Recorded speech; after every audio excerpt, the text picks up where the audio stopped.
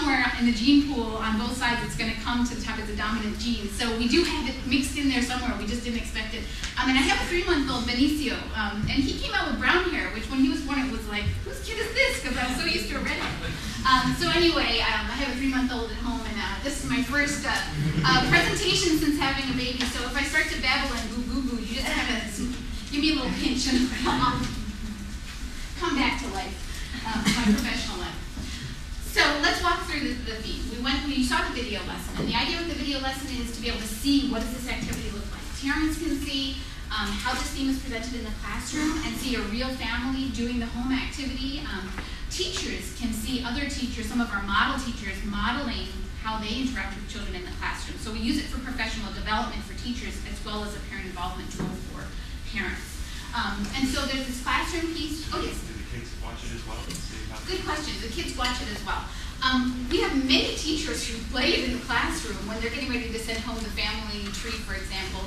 We'll play it as a way to kind of plant the seed with the child to let the parent know this is something that we're working on. It's not really designed, as you saw, it's not meant for an early childhood audience. It's not developed for a child audience, but it's certainly something that a 3 to 5-year-old could easily sit through.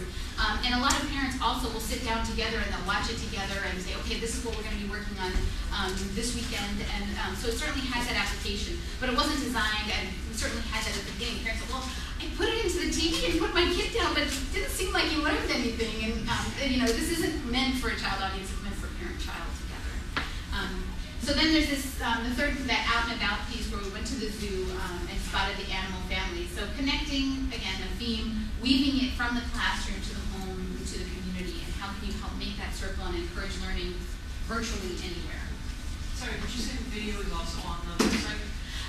Currently the video is not on the website, and we are sort of waiting for the bandwidth to get strong enough with the families that we work with that you're not having to watch it on a, this big. We feel like it's really important if you're going to watch the video to be able to really see what's happening. And so far, especially with the families we're working with, and I haven't seen anything as far as streaming video online that is big enough and vibrant enough to make that connection yet. But it's certainly where we're hoping to go. We've just been kind of reluctant when it's a thumbnail screen and the frustration that you can have if you have dial-up from trying to watch a video. So right now it's not. There are clips, little pieces of each lesson that are available online. But we have the kids in the library so families can check it out at the library or watch it at the library, or also utilize the computers through the library at school to watch, to use the CD-ROM components. So here's, I wanted to take you through a couple of pictures. Again, keeping it very real and hands-on. This is a little boy who's reading through his family album. And students create their family album. There's a template that's online, and it's also here in the teacher's manual. We also have many teachers who create this themselves. And there's really nothing in this resource that isn't something a teacher couldn't do on their own. It's just nice that it's already ready to go, and teachers can slap this on a photocopy machine and make 20 copies and send them home with their family. And if they want to get more creative and create something themselves, they can, but it's here if they need it. And it's also translated into Spanish on the back. And this template is also available online, so that a teacher who may not be bilingual themselves, but working with bilingual families, would easily be able to encourage this activity with their families. Students share their family albums with classmates and teachers. Oftentimes, the family albums come back, and they're put into the reading corner, and during free time, children are able to go and share and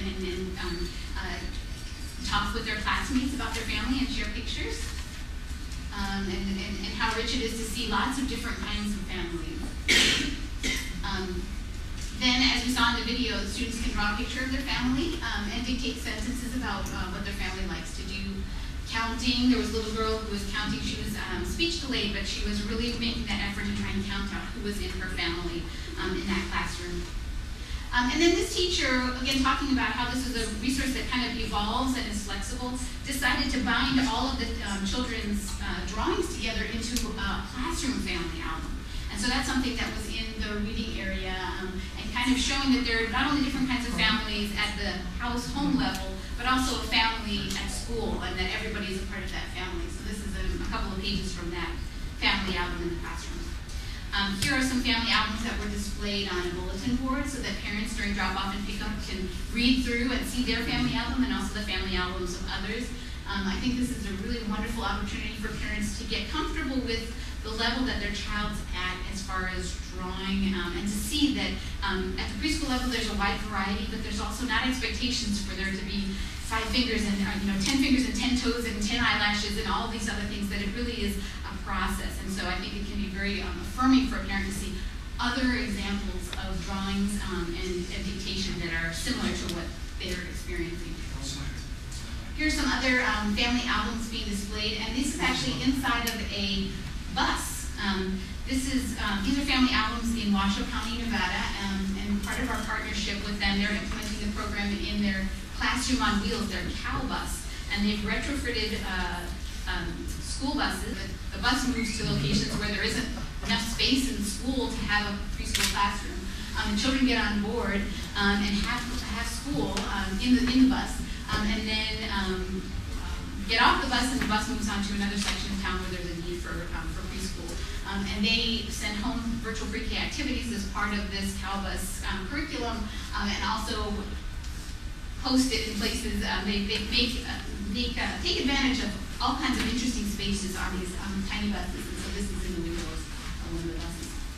So then extending to the home from the classroom, these are children who work on the family tree. I didn't have any photos, so I just drew, and I hope if you were working on your family tree, you also realize that you don't have to have photographs to talk about your family and draw your family. And there are just some other happy faces sharing what they did with their family tree. I want to take you very briefly onto the website.